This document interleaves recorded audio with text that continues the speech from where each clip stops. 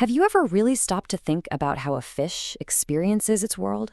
We're about to dive deep into the incredible sensory systems that let them do everything from navigate in total darkness to hunt with pinpoint accuracy. It's a world totally alien to our own. So, let's ask the big question. How does a fish make sense of it all? I mean, their reality is a swirling mix of pressure waves, faint electrical fields, and chemical trails in the water. It's their unique set of senses that gives them the keys to this underwater universe. All right, so here's our roadmap. We're going to cover 6 key sensory systems. We'll kick things off with the lateral line, their way of feeling vibrations from far away. Then we'll get into their mind-blowing sixth sense of electroreception and even find out how some fish can taste with their entire body. First up, the lateral line system. Now, the best way to think about this is like a sense of touch at a distance. It lets a fish feel the tiniest movements and vibrations in the water all around it. It's pretty amazing. And the little engine driving this whole system is an organ called the neuromast. What you're looking at is basically a tiny bundle of sensory hairs, all covered by this jelly-like cap called a cupula. And these things are everywhere, lining canals that run along the fish's head and body. So how does it work? Well, it's actually beautifully simple. Any water movement, right, bends that cupula. This little bend stimulates the hairs inside, which then changes the rate of nerve signals being fired off to the brain.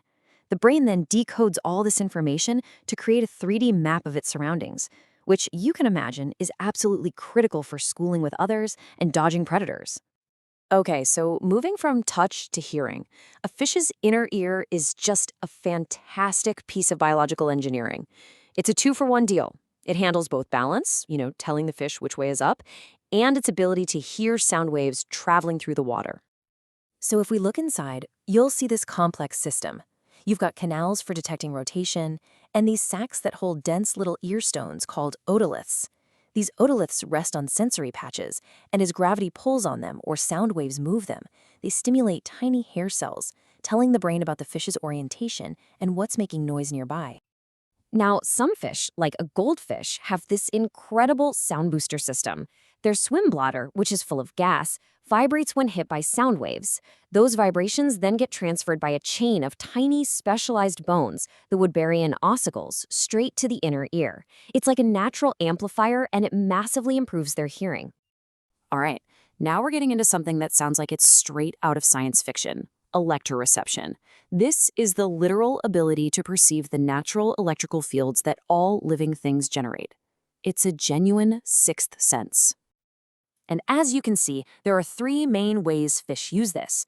First, you've got the heavy hitters, the strong electric fish, like the electric eel, using massive shocks to stun their prey. Then you've got weak electric fish that create a gentle field around themselves to navigate in murky water. And finally, you have the passive listeners, like sharks, who don't generate a field but can detect the faint bioelectric signature of their prey. A really brilliant experiment proved this in sharks.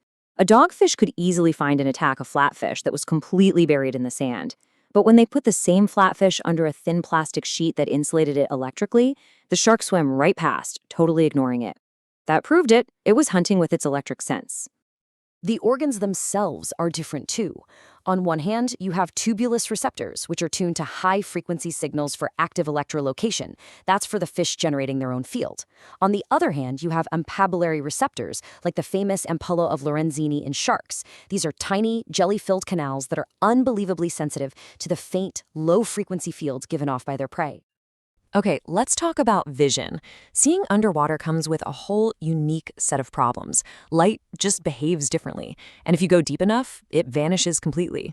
As you can imagine, fish eyes have evolved some really incredible solutions.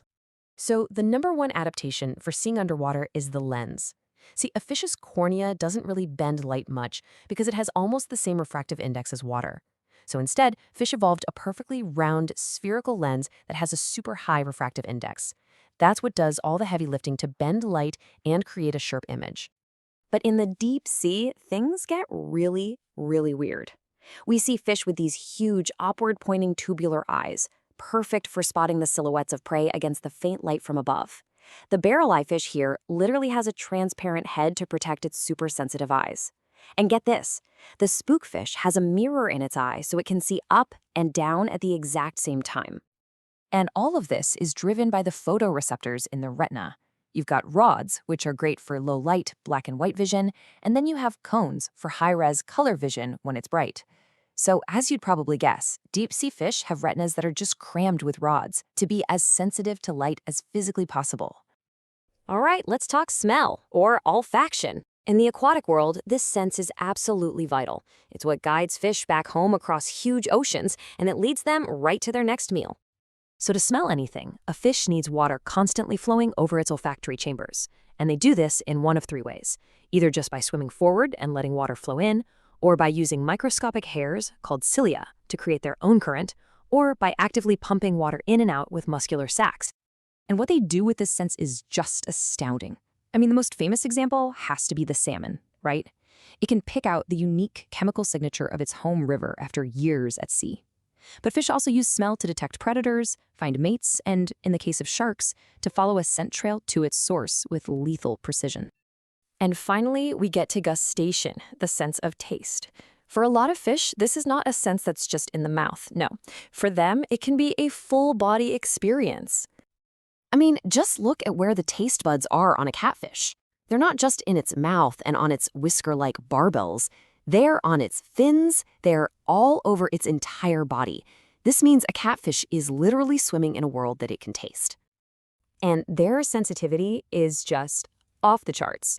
Catfish can detect certain amino acids at concentrations as low as 10 to the 11th molar.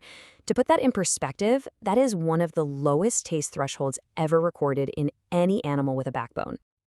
So in the end, you realize these senses don't just work alone. They all come together to create this beautiful symphony of perception.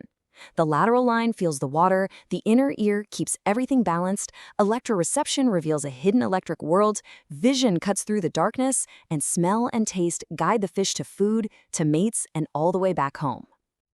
And that kind of leaves us with one final thought. When you think about this incredible sensory toolkit that fish have, it really makes you wonder, doesn't it? What dimensions of their underwater reality, what signals and landscapes are we just completely blind and deaf to?